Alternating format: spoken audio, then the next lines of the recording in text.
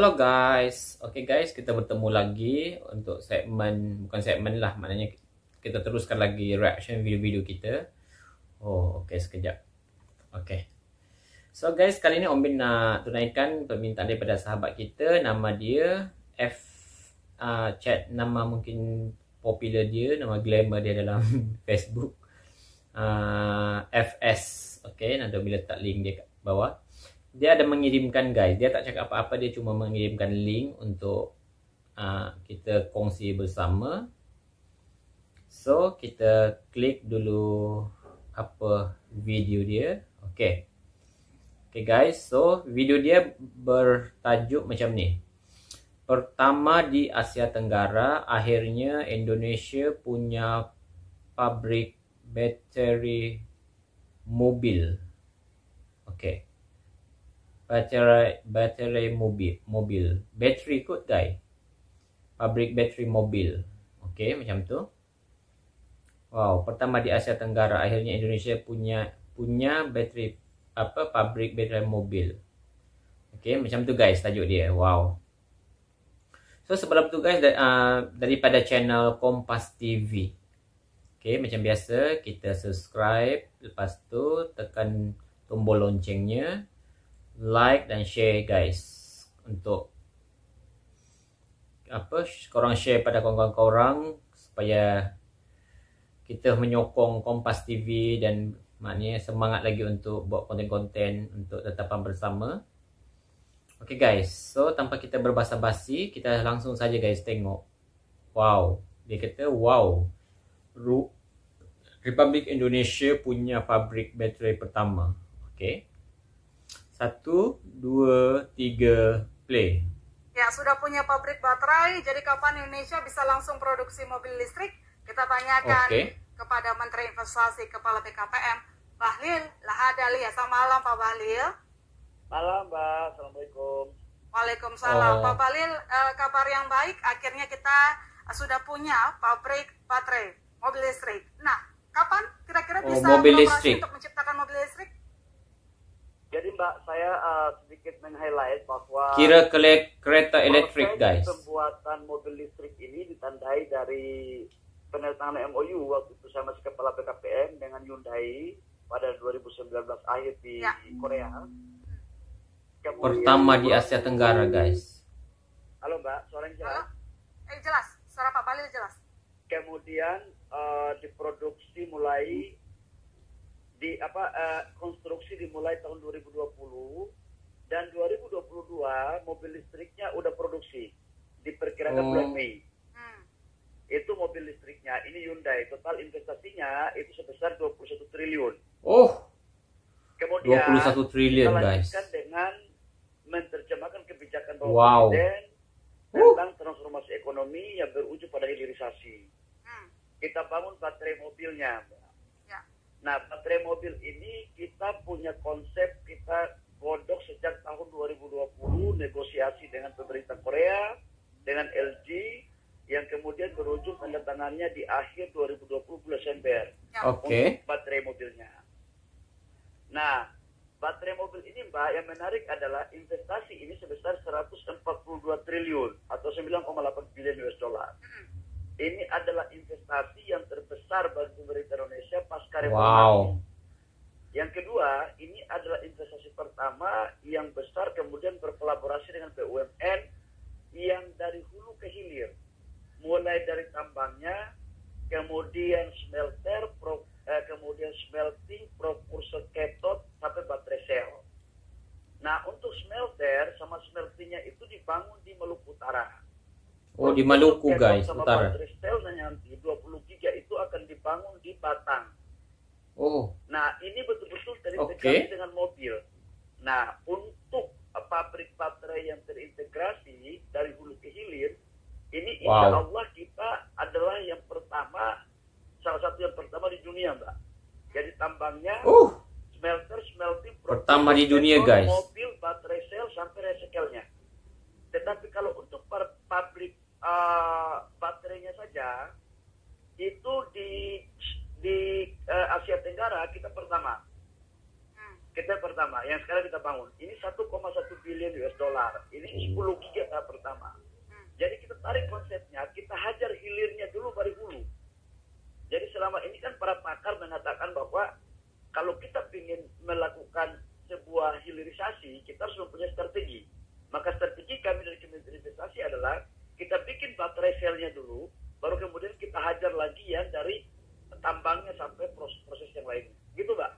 Pembangunan ekosistem yang tadi Pak Menteri sebutkan. Nah, bagaimana kita menjamu calon investor lainnya untuk menciptakan cita-cita presiden, misalnya kan jadi salah satu negara dengan penghasil mobil listrik terbesar.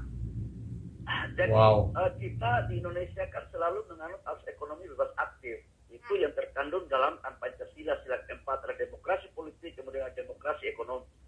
Dalam konteks itu kita harus memberikan ruang yang sama kepada seluruh negara yang ingin masuk investasi di Indonesia. Salah satu contoh, ini sekarang kan Korea, sebentar lagi CATL.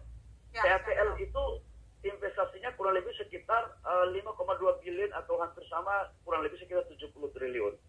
Kemudian beberapa negara Eropa juga akan masuk. Saya insya Allah mungkin di bulan Oktober awal akan ke Eropa untuk melakukan finalisasi dengan beberapa perusahaan besar. Yang mohon maaf saya belum bisa sebutkan sekarang. Karena saya harus pastikan semuanya baru kami akan umumkan. Jadi Mbak, kita sekali lagi tidak kita berpihak kepada salah satu negara tertentu. Jadi semuanya open aja, nggak ada masalah.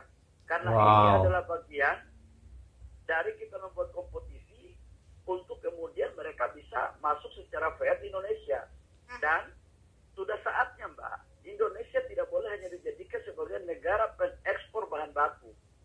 Sudah saatnya untuk kita dorong, karena tidak ada sebuah negara yang hebat di dunia ini tanpa melakukan sebuah hilirisasi industri dan menciptakan nilai tambah.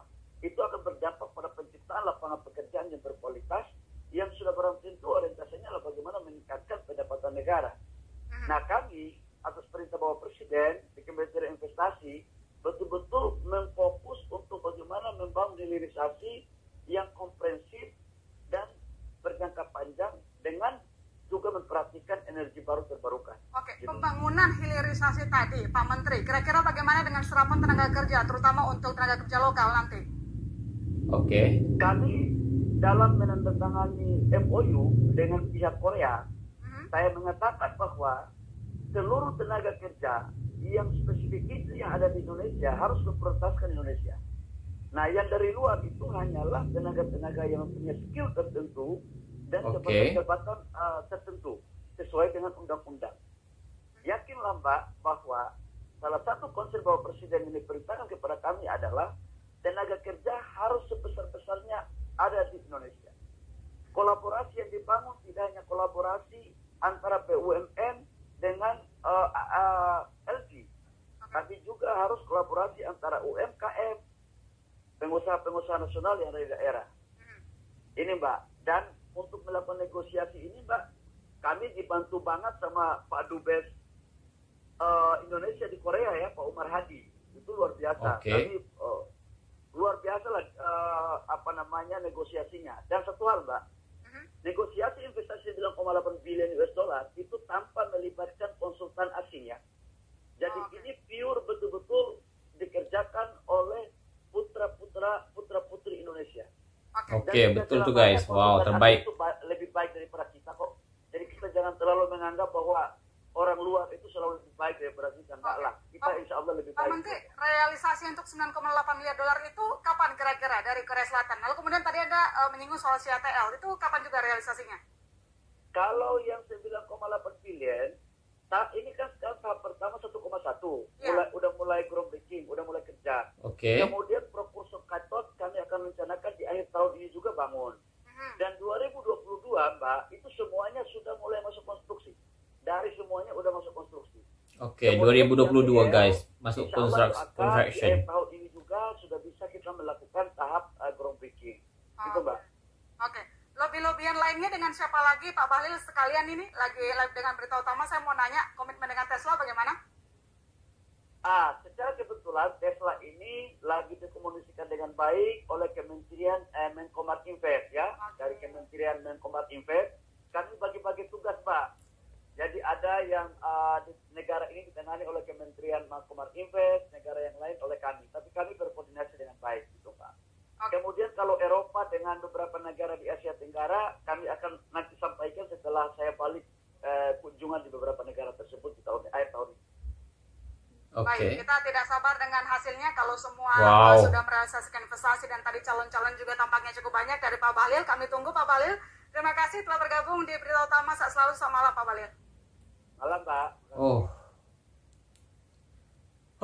Oke guys, itu dia. Wow, amazing. So guys, kira pertama kali di Asia Tenggara untuk ni, maknanya kereta elektrik. Wow, hebat guys, terbaik. So guys, kita hanya mampu berdoa semoga apa yang dirancangkan kedepannya semua akan tercapai, dan kita sama-sama sama-sama berdoa, dan untuk juga maknanya benda-benda lah tu untuk juga kesejahteraan mungkin, untuk kegunaan orang-orang mungkin di Indonesia, dan sedikit sebanyak contohnya macam mungkin bila di Indonesia dah ada, so sedikit sebanyak kita yang mungkin daripada mungkin Malaysia, negara-negara lain mungkin dah boleh boleh beli guys kereta elektrik. Oh my god. Tapi dulu Om Bin macam pernah nampak juga guys. Tapi mungkin kira tak menyeluruh kot. Om Bin pernah nampak kereta elektrik dicas dekat macam tu lah kot. Cuma Om Bin dah lupa guys kat mana dicas. Bila Om Bin ada pergi satu shopping mall tu, ada disediakan tertulis kat situ untuk mengecas kereta elektrik. Mungkin kot. Rasanya Om Bin pergi kalau Om Bin tak silap, Om Bin pergi dekat Madini sebelum ni. Om Bin pernah pergi Madini. Jadi, tapi mungkin yang tu mungkin orang-orang kaya di Malaysia yang mungkin beli kereta elektrik daripada luar negara. Kita tak tahu kan guys. Ada juga orang kaya yang beli kereta dari luar negara, mungkin diorang bawa ke Malaysia. Dan Om Bin pertama kali guys nampak dia ada macam dua parking tu khas untuk, so kita tak boleh parking kat situ sebab itu khas untuk kereta-kereta elektrik dicas. Gitulah lebih kurang guys, macam tu. So wow, amazing guys. So kira dengan penggunaan kereta elektrik ni, maknanya kita sedikit sebanyak kita akan mengurangkan pollution ataupun mungkin pencemaran dari segi pencemaran asap, macam itulah kot. Wow, amazing guys. Harap-haraplah guys, maknanya Indonesia kalau dah siap tu, kira kira negara pertama yang menghasilkan kereta elektrik di Asia Tenggara. Wow, terbaik guys. Okay guys, itu sahaja video daripada Om Bin. Jangan lupa guys untuk support video-video daripada Om Bin. Om Bin mengharapkan guys, kalau korang ada channel, mungkin pada kawan-kawan kita yang ada channel baru nak memulakan YouTube, nanti korang boleh link guys kat bawah, letak komen kat bawah korang punya channel. Nanti Om Bin boleh nanti Om Bin boleh war-warkan untuk kawan-kawan kita juga mensubscribe ke channel korang. Semoga korang dapat 1000 pertama subscribe ke korang. So korang lagi bersemangat guys untuk buat video reaction ataupun mungkin konten-konten lain. So kita sama-sama guys tolong menolong, berbagi, membantu kawan-kawan kita mungkin yang berminat dalam YouTube. Gitu guys. So guys, itu saja video daripada Om Bin. Thank you so much dah.